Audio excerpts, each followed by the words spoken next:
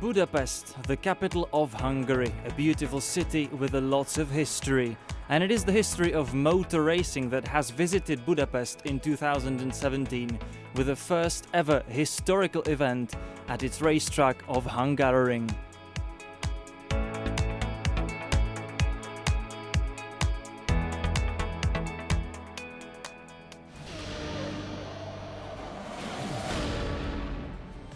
The Hungaroring, the venue for the Formula One Grand Prix since 1986, but it had to wait until 2017 for the proper motor racing history to visit this track, the first one built behind the Iron Curtain.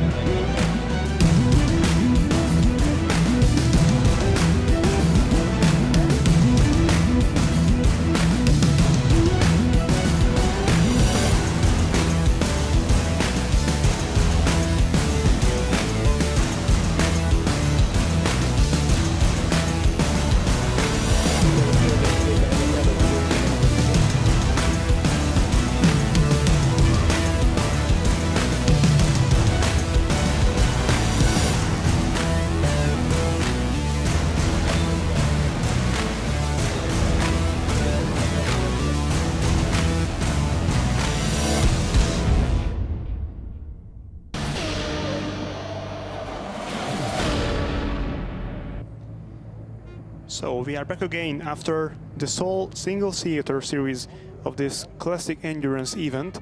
We will have to turn our attention to the next round, the next race. That will be the first race of the classic endurance racing category 1. In his orange car, Martin O'Connell is waiting for a signal.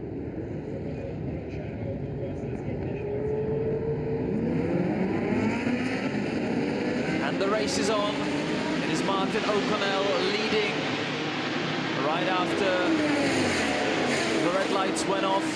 But look at the Alfa on the outside, the number 35 of Gianluca Rattazzi trying to get into the lead. Didn't actually succeed in the end, so stays third behind Brubela.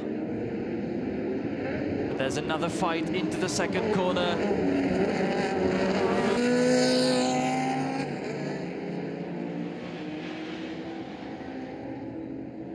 Seems to have been an incident in the first corner. It was really very close indeed between cars 32 and 28. That is car number 28 is Nick Pink and Chris Fox in their Lola D210, which means that Nick Pink is another name that is jumping from Formula 2 straight into classic endurance racing. But unlike David Tomlin, he can take the comfort from being one of two drivers, so he can actually come into the game later on at the half-hour mark.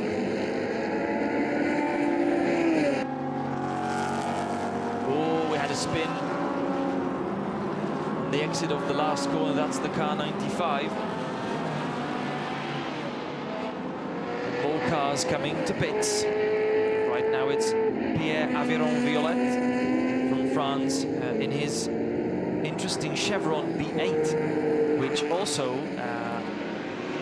belongs to the prototype category, even though the car looks much more like a GT, but it is a car from 1969. This is the Lola T70, the Mark III of Richard Mille and Carlos Tavares.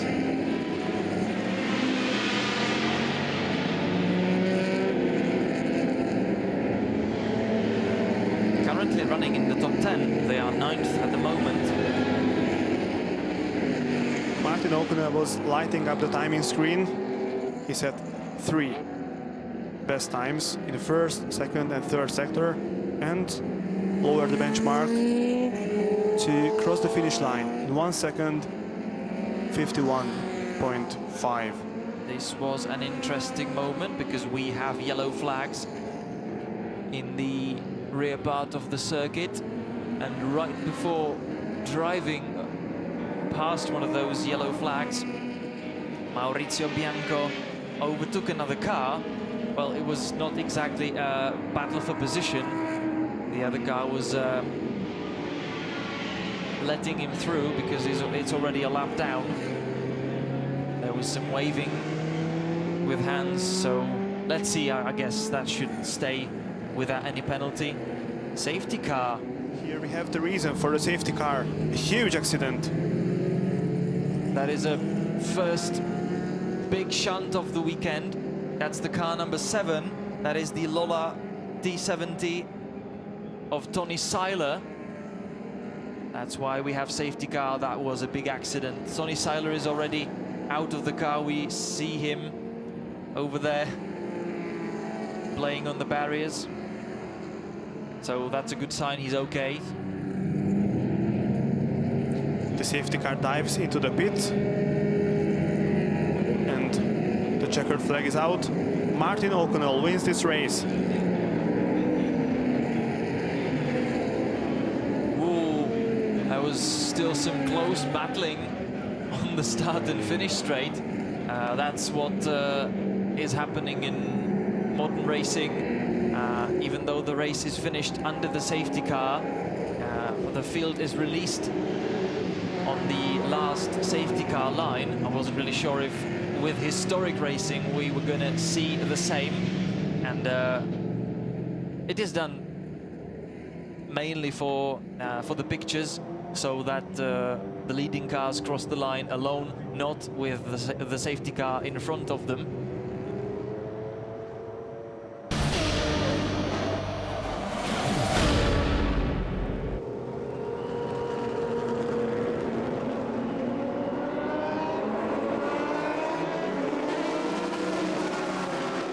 The second race of Group C racing followed a similar scenario to the one that the spectators saw on Saturday.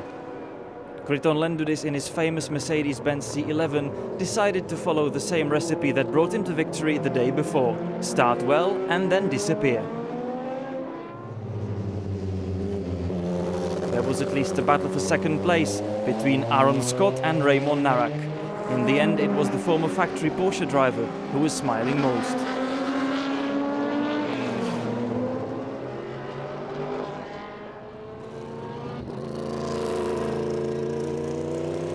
Kriton Lendudis did not give any chances to his opponents and took the second victory of the weekend.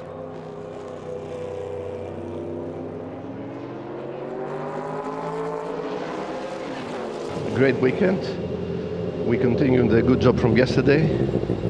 The car was great, the track was great, weather fantastic, all good, all good. Thank you. Bravo.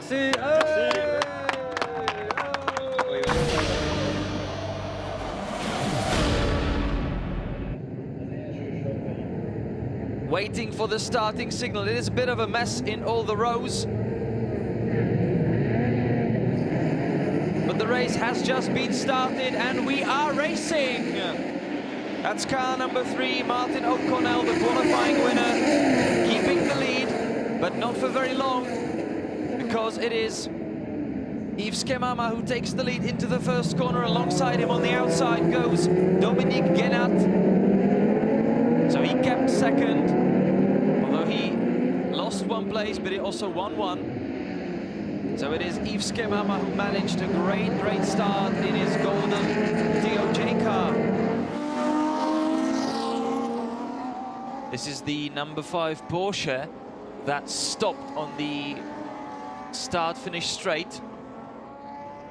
Porsche, as you can see, it has the name Derek Bell on it. And now Martin O'Connell takes the lead because Yves Skemama made a mistake in 4th corner. Up on top of the hill, Yves Skemama was a bit wide with his DOJ, and Martin O'Connell takes no time to snatch the lead from him. Let's take another look at that situation. O'Connell was very quick to capitalize on the mistake. And we have Yves Skemama entering the pits right at the moment when it was announced that the pit stop window is open. Smoke is pouring out of the car. I wonder if this is scheduled pit stop or there are some problems with the car. Yves Skemama is in the pits. The car is being overlooked by its mechanics. We even need a firefighter with an extinguisher.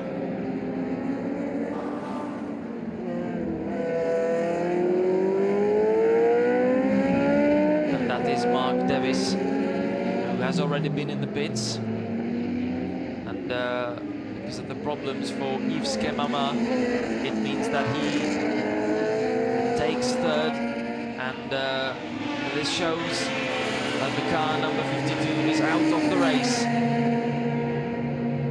Car that was in the lead after the start has now retired. And there is Martin O'Connell.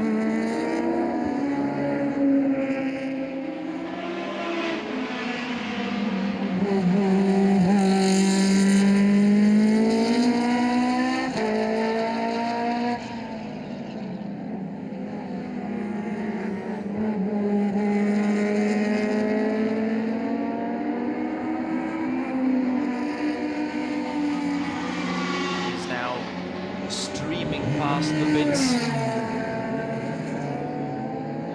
while Dominic Guénat is still in them.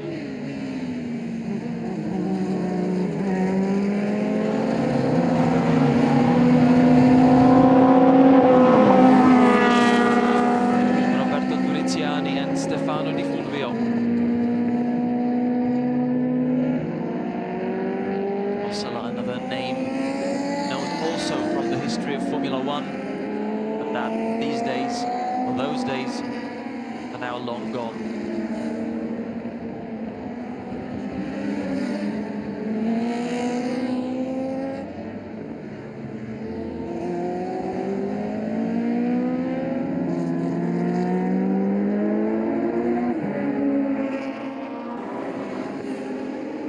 Further 2 seconds were cut off the lead in the 1st sector of the track. 7 in the 2nd sector by Martin O'Connell, while Dominique Guénat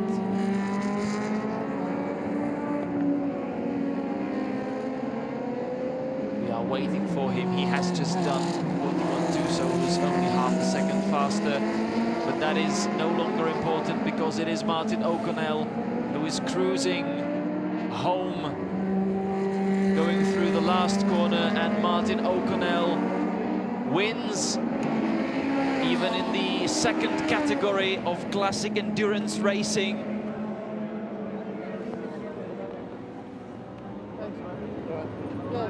It was the beginning was a bit difficult, and but yeah, it settled down okay, and we had a good race, no real problems, and he's hard. It's a hard circuit, and it was a hard race to push and keep pushing and not to make their mistake, and yeah, but it's really good, and with Mark finishing 3rd as well, it's really good for us.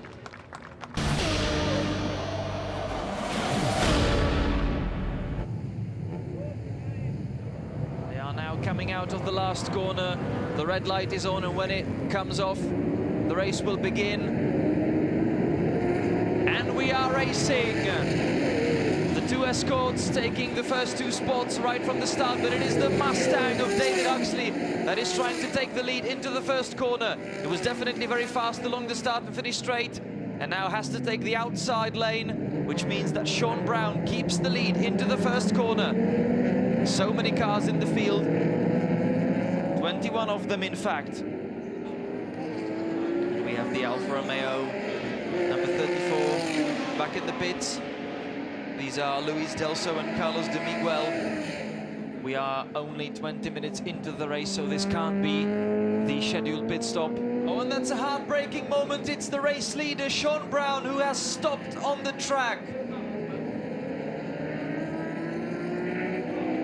And is he missing the front left wheel?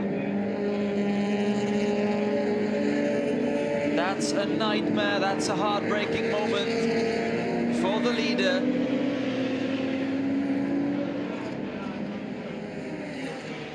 I have just said that he's been dominant all through the weekend. Oh, and yeah, the wheel came off in the last corner, and that's game over for Sean Brown, who stopped on the outside of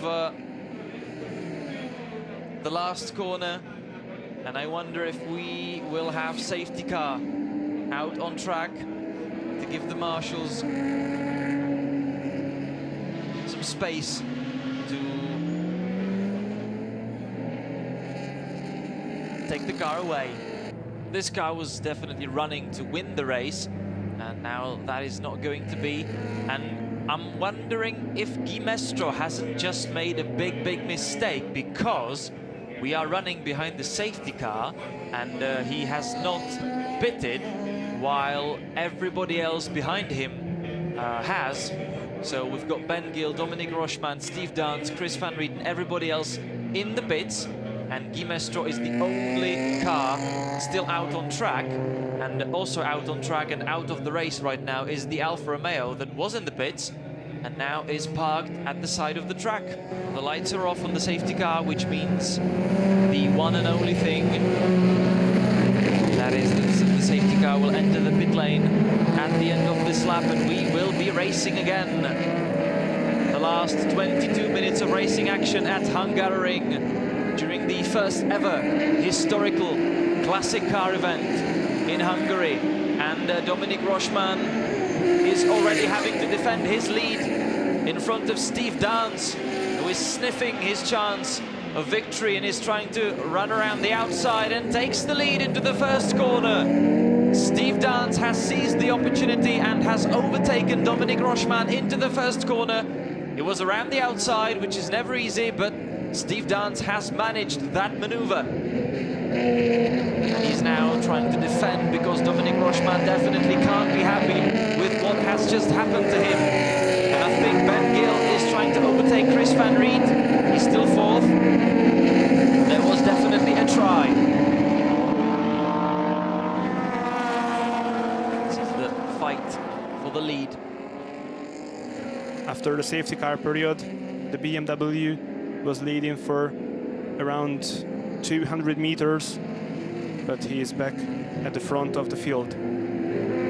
That's the last sector of the Hungaroring, and the BMW is seemingly trying to break away from Ford Capri. That's Rochman arriving into turn 11, the Alesi corner for the last time in this race. He finds himself in the last sector of the Hungaroring. There are 3 more corners left. The rear back of the BMW is dancing for the last time. Second to last corner. He's accelerating and braking down for the last corner to exit it.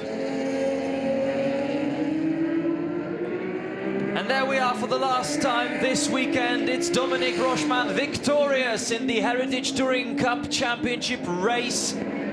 that puts the first ever classic weekend in Hungary. It was a fantastic race. I mean, the Volvo's a big, heavy car. It's like a very large lady on little stiletto shoes and struggles to get round the corners a bit. So it's not a track that suits it, but thankfully we had enough to stay ahead of the other Group A competition. So great fun, great race.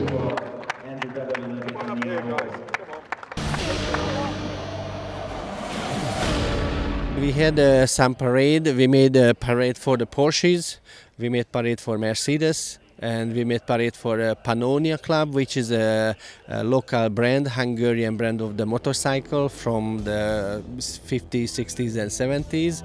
And there was like 100 here.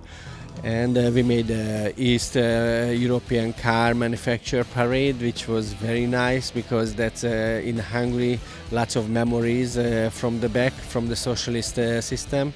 So I think everybody was happy with the parade, and lots of cars like the finishing.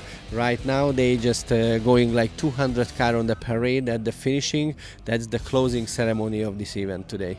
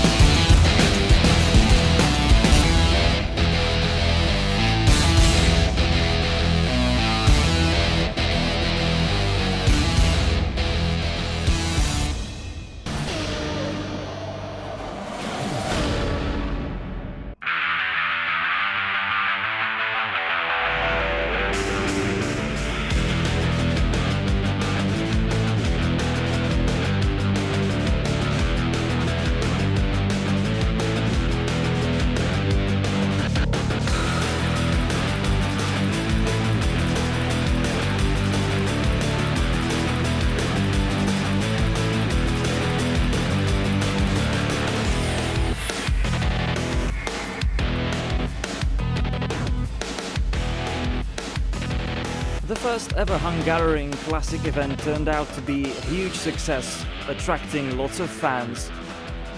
There were beautiful cars, a great soundtrack and exciting on-track action.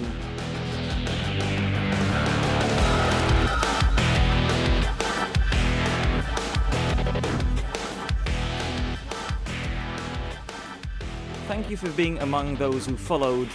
Goodbye and see you soon.